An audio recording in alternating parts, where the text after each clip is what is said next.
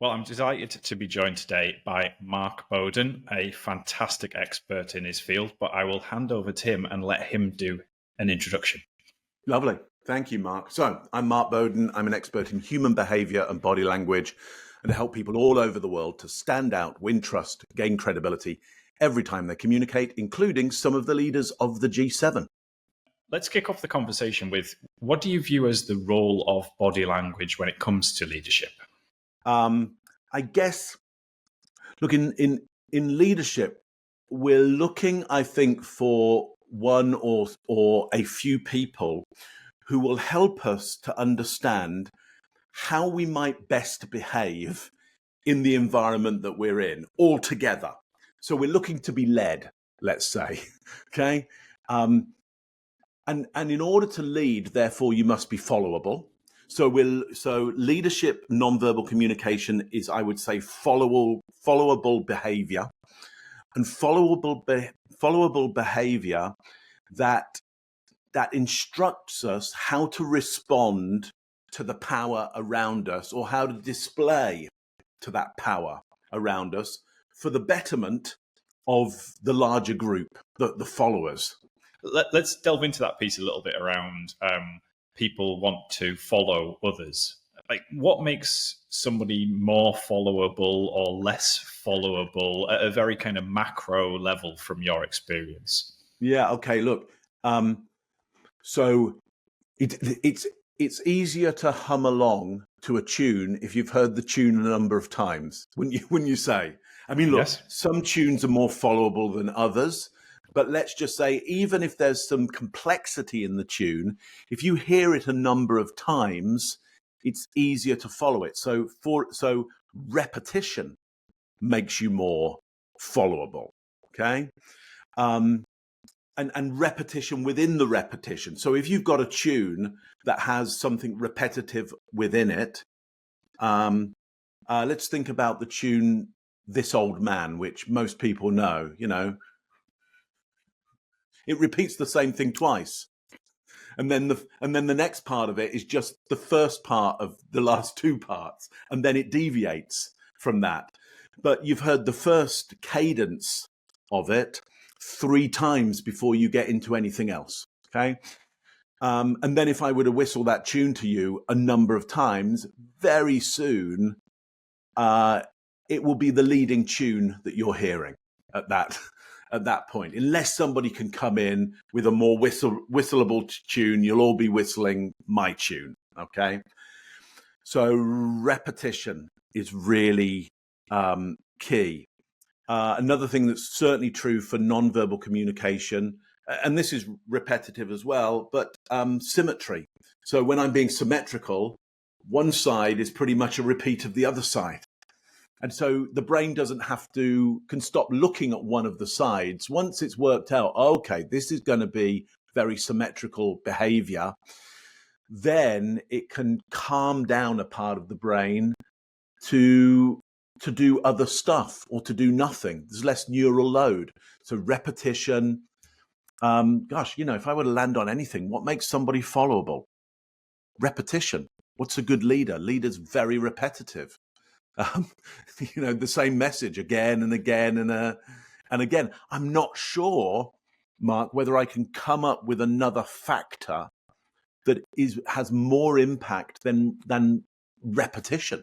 Let's shift to thinking about some of the ways that leaders might be interacting with others and might be able to benefit from the way that they use their body language, or they just simply operate in that setting. And I'd like to think about this and translate it into almost like a 2x2 grid. So I'm thinking, first and foremost, leaders in accounting are typically going to be presenting to either a large group, maybe it's the managing partner or the CEO of the firm talking to all of the team all together, or presenting to a smaller group, maybe it's a board meeting, a client meeting, people are going to be sitting around a table. So theatre style perhaps for the first one, and second one more around a table.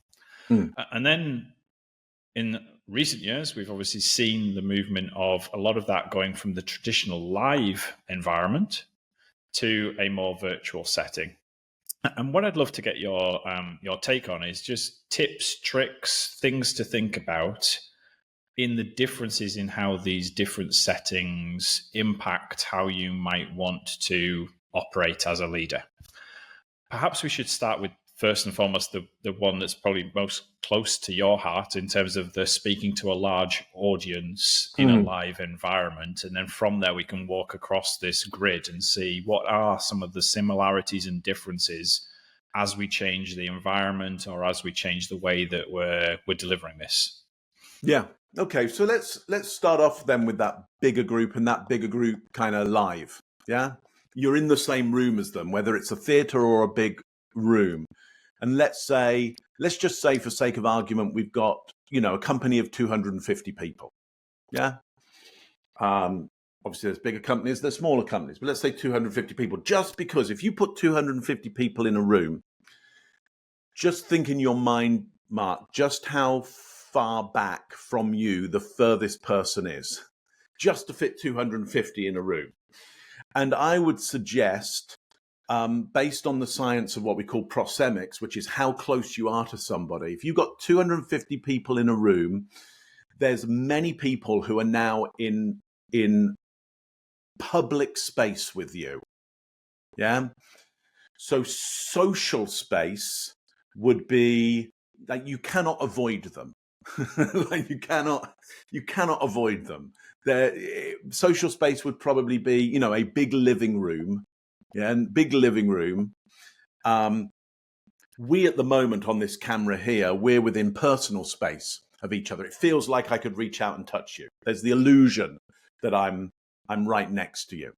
Yeah, but we're not in social space. Social space would put me right back. In fact, let me do that for you. Okay, I'm just going to go back here. Yeah, and this is now. Well, this is now social space. I mean, you could avoid me if you want. It would make for a rather awkward rest of the podcast, but it's already a little bit awkward, isn't it? That I'm it is. It creates that distance and that kind of the gap between. The moment I go into that space, I'm probably better to open up here and be bigger in the space, take up more space with you, to reach out to you. And when I do that gesture to reach out to you, that I'm kind of trying to pull you in, bring you more towards me. Because here, we've created this illusion that I'm in the personal space with you. Yeah, I can even bring it forward a little bit more and lower my voice. And now this is kind of intimate space with you. Yeah. So what has the leader got to do? Well, 250 people in a room, you must be bigger. You must take up space. You've got to cause those people who are in public space with you, which is past that social space. Yeah, they're like, does it matter even if these people are here or not? Are they just passers by? You've got to reach the back of the room and make them want to come in towards the social space with you when they can't. It will cram people too much together. You've got to broadcast to them. And on the whole, that means you are going to be doing gestures that come away from your body in order to fill that space, in order to be big enough to broadcast, for them to see, oh, there's somebody in public space over there. It looks like they'd be worth watching and listening to.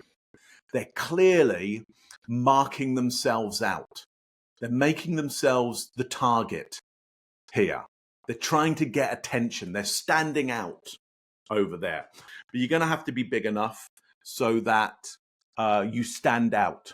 Then you've got to win trust. Then you've got to gain credibility. But first of all, you must stand out, which means you will have to be bigger.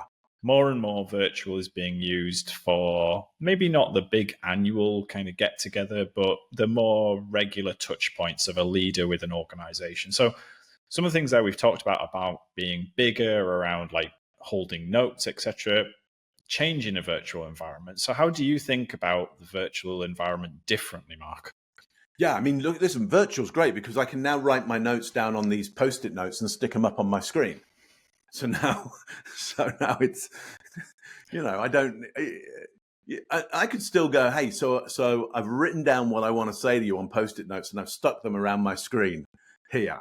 Okay. The moment I say that, you go, oh, thanks for telling. Oh, that's insider information. That's really interesting. Okay. And I can go, look, point one. But now my head is now exploding in like, how many Post-it notes has he got around his screen? Yeah. I can tell you. I can show you. I can listen. The more you take them behind the curtain, the more they enjoy it.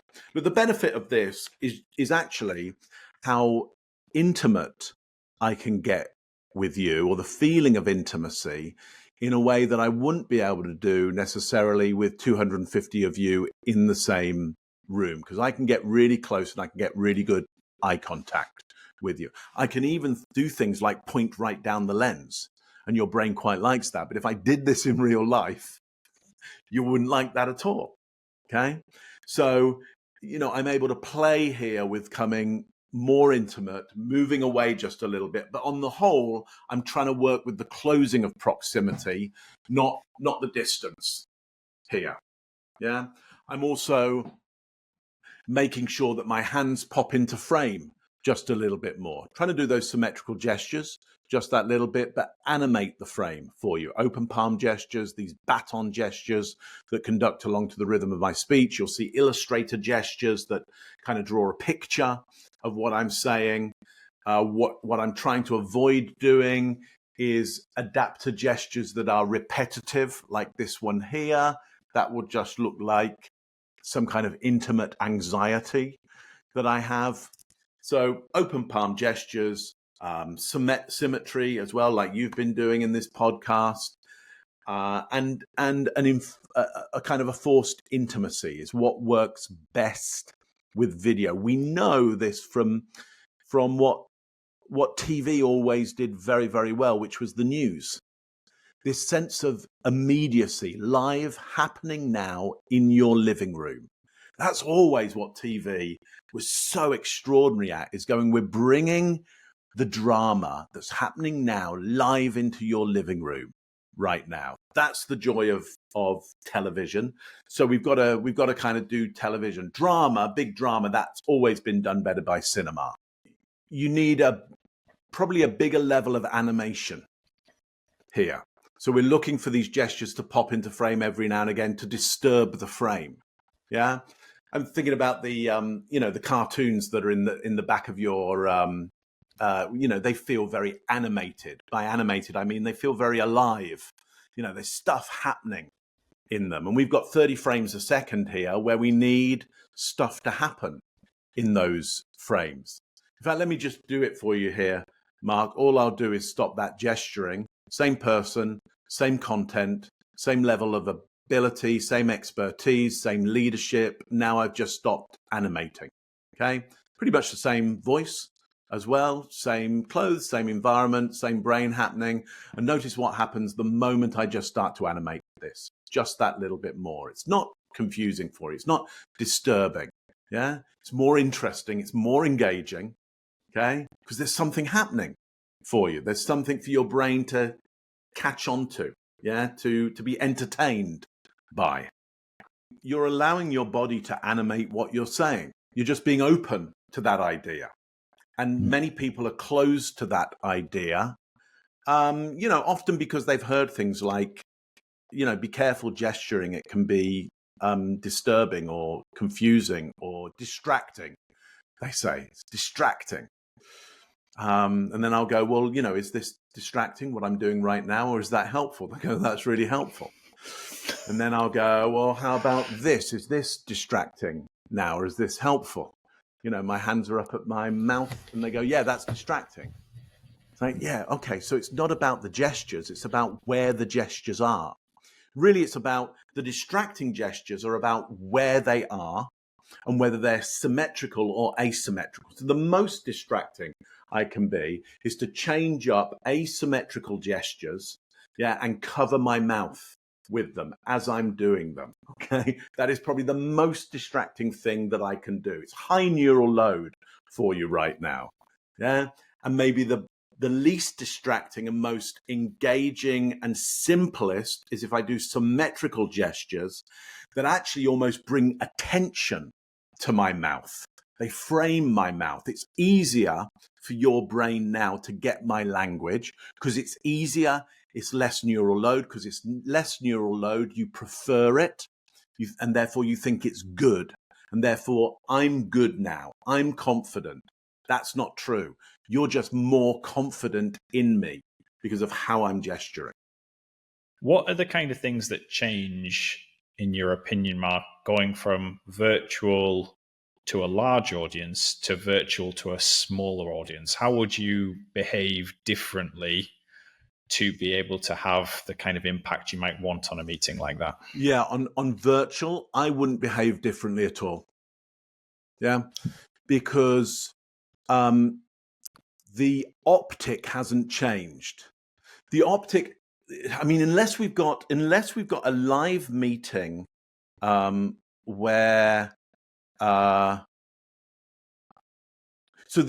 in live the optic changes unless we decide, you know, the key stakeholder, let's put them like 20 yards away. Like, why would you do that? Would just, they'd feel like The Johnny board No meeting, Mates he's out in there. the room next door rather than the Yeah, room with you. yeah. Yes. So we're going to assume that doesn't happen ever in a Or live. she's in the corridor somewhere. Right, Or, exactly. you know, Right, it's going to be a smaller, more let me intimate talk room. to her, and I'll be down one end of the corridor, and she'll be down the other, and let's conduct the meeting like that. We're going to assume that in the live situation, we now move to a smaller space because it makes more economical sense. We're not going to hire the town hall anymore.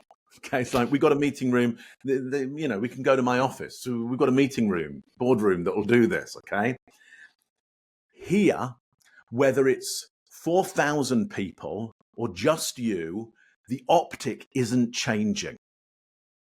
Yeah, and so therefore, yes, in the 4,000 people meeting, I needed to talk to more people. So, for example, I got a meeting of 4,000 people. Yeah. And at the same time, Marcus, seeing you, I'd have you on my screen up here and probably, let's say, 30 others, because that's about all you can hold on a screen. Have 30 people who are almost like they're in the front row with me. But all the time, I'm also going, oh, Janet has just made a comment here. Thanks for that, Janet. Janet says, and so I'm constantly calling out the other people that I can't see. So I'm constantly looking at them, giving them status. Yeah. And with you, Mark, I'd be going, yeah, okay, Mark, I can see you nodding your head. So you're in agreement with this. I can see that. Who else? Who else agrees with this? Yeah, thank you. Tony's saying great agreement on this. Yeah, Clive as well. Ahmed, yeah, absolutely. Okay, we've got a lot of agreement on this one right now. So I'm constantly in a bigger group trying to feed back. I see you. I see what the temperature of you, I see how you're feeling and behaving around this. If it's just you and me, I don't need to call out anybody else, or it's just six of in the boardroom here virtually. I don't need to call out anybody else because we can see each other pretty much. I might still, but I don't need to the extent I do with, 250, 4,000 people there. But I'm not going to change my energy and my gestures very much because still the optic is the same. The camera is the same. The camera hasn't changed because it's 4,000 people. It doesn't mean that I go back here and pretend I'm on a stage. I still want to use the illusion of the intimacy with 4,000 as I do with just one.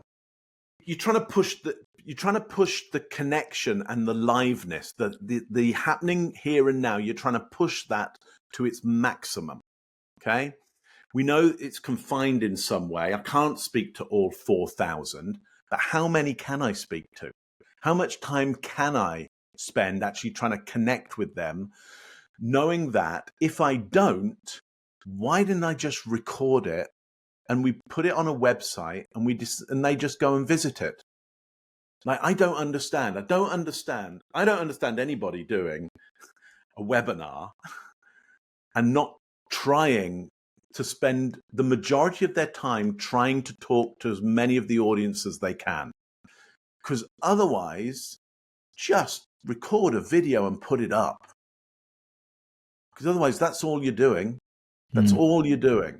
Yeah. So I would spend most of my time on a webinar trying to interact with the audience as much as I possibly can, so that they go, yeah, well, it's good that wouldn't have worked if that was a video. Now I get why that was a live event. What might we be doing in a meeting like this? It might be a board meeting, an internal management meeting. It might be a client meeting where we've got, somewhere 4 to 10 people in a room. Seems like a fairly logical setup.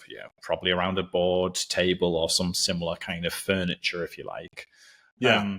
And maybe we're presenting some findings, or we're having a conversation where we're trying to tease out some requirements, or these kind of things that accountants, auditors will typically be doing. What are some of the things that people should be thinking about to perhaps make those meetings more effective and get more out of them, Mark? Yeah. So when insufficient data will default to negatives, the moment you sit at a table, there's more insufficient data. Okay, more is hidden. So one thing that I like to do is make sure that I'm a handspan away from the edge of the table. Now, of course, now I'm having to completely support myself. I don't get to lean on the table. I don't get to bring my PowerPoint close to me. I don't get to have my glass of water really close to me. I'm now moving myself away from my tools and my barriers, and being more open in front of the client or the colleague or the prospect. Yeah. I'm also getting slightly more distance between me and them, so that when I get passionate about an idea, I'm not necessarily going to move into their territory and move into more personal or even intimate space with them. So I'm making sure that I'm definitely within social space with them. We've come into a room together. We're in social space right now. Now we've got to mediate the risk of social space, which is I'm now encroaching on personal or intimate space with them. If I make sure that I'm a handspan away from the edge of the table at all times, I can do these open palm gestures at navel height, which are going to work really well for trust and credibility in that room. Okay. I've got myself a good distance from them, so I'm not going to move into their territory so much. And this should work really well. The other thing I'm going to try and do is to come into what we call the complement with them. So if I can get them on one edge of the table and I'm on the other edge of the table, if this is the focus, say I've got a decision maker or the person I'm really trying to communicate here, that's going to work better than if you imagine the situation that we'd be in here is you're the other end of the table to me. Yeah, I want to kind of get you so you're intimate, you're more personal with me, and more at the complement of me geometrically. Does that make sense, Mark? It does, and I think it also creates a little bit more intimacy in that conversation, where if you've got a table, the full length or the full width of a table, you're creating distance, and you're creating almost like that interview style panel setup, if you like, which I always, when I walk in a room, I almost try and deliberately go and sit the wrong side of the table just to change up that dynamic of, I don't want it to be one team on one side and one team on the other. Yeah, certainly. Listen, if you are in those situations like you're talking about there, one team goes in, another team goes in, you want to try and break up the other team and break up your own team. And you certainly, if you've got one team on one side and one team on the other side, that's called antagonism. That's you've geometrically set yourself up in antagonism. And the chances that one side will get critical of the other side are going to escalate. I'm not saying it will, but again, in that poker game of what do I think the probability is, the probability of argument goes up once you get human beings in antagonism. You put them in complement, the probability of antagonism goes down, and then being complementary to each other goes up. If you can get on the same side as that group, then alignment goes up massively. And you might go, well, how do I get on the same side? Well, everybody, start looking at a screen or a whiteboard together. Yeah. Stand up. Say, I want to bring you across to a similar way of thinking to me, Mark. I would maybe go for a walk with you. Go, let's take a walk, because then we can walk side by side, and maybe go, hey, let's sketch this out on the whiteboard together. And now I start sharing the pen with you. I go, let me make a quadrant here. Size and intimacy here. Where does big live event, where's that for you? Put it in the quadrant. So I'm now getting you to create alongside me. Yeah. And there's going to be way more, way more alignment if you create alongside me, rather than we try and create in opposition to each other. Look, my experience of, just like many people have businesses like I have, more than a few times a year, I chat with my accountant. Yeah. For whatever reason, whether it's tax or whether it's the books or whether it's, it could be, as you know, it can be all kinds of reasons. The best meetings are when, the numbers get put up and my accountant, she goes, okay, so, first look at it. What do you want to talk about most? Rather than, let's go through it. Half of the stuff being gone through, I don't care about. I don't know whether I should care about it or not. And I really don't understand it. And I've seen even worse than that, which is, some people prepare to be able to talk the client through their numbers by talking to somebody from the client to understand the numbers and then playing it back, and think that that's Right. that's a useful use of everyone's time. Well, look, I understand your business because I've spoken to somebody in your business about it. I think that Right. trying to shift those meetings from talking about the things that nobody cares about to actually let's collaborate on this and see what this means and how we can create some value together from it, I think is the sort of shift that accounting needs to experience to position it better in the eyes of people like yourself who say, well, if my experience is once or twice a year I sit with my accountant, I don't want it to be talking through things I don't care about. Yeah. I want it to be, what is it that I can actually do with this information, and how can we work together to make these numbers more favorable for me, whatever that means in that sense. Well, look, and there's a kind of a horror coming down the line as well, which I just noticed the other day when I took some of my, old year ends and just for fun went, what if I just cut and paste these, put them into an AI and say, hey, just give me a conversation back as to the relevance and meaning of these numbers. And actually it came back like it was really good. I mean, I don't know how factual, or, I mean, we could probably send it to another one to go, will you just test that AI so that it's not, test it for being utter nonsense. So I get that, everybody, I get that. But ultimately, if it's like, hey, my accountant's presentation job is to take me through the numbers, well, not anymore, because an AI can do that. What an AI can't do at the moment is go, hey, here's really, like, how do you feel about those? Or what were you hoping for? Or what for you is the ramifications of that number at the moment in the business? And is that okay? And what would you like it to be? And in that environment where somebody who is working with an accountant and gets services from an accountant, is openly questioning, well, can I not get a lot of this kind of stuff that I currently get from AI going forward? Does that mean that accountants and auditors and everyone working in this profession needs to think far more about communication, body language, delivery, etc., because that is going to become a more impactful skill set than the technical smarts to know exactly how this particular rule, regulation, standard needs to be applied, Mark? Yeah, look, I think that, there's a couple of things. Let me give you a couple of accountancy stories I think that help illustrate this. Yeah. There's an AI telling me, hey, Mark, you really shouldn't go down that route with how you're putting these numbers together. And though it's,